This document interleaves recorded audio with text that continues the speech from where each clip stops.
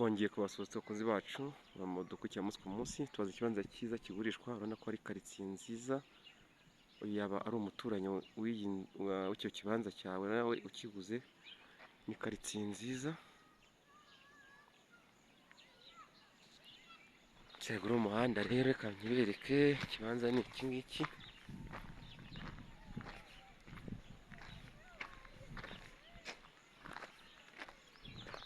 Iki ngiki muri kureba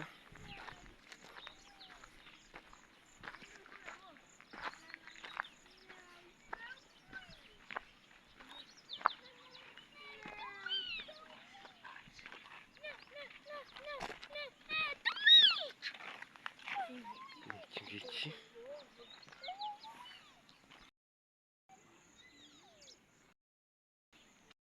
abaturanyi bacyo.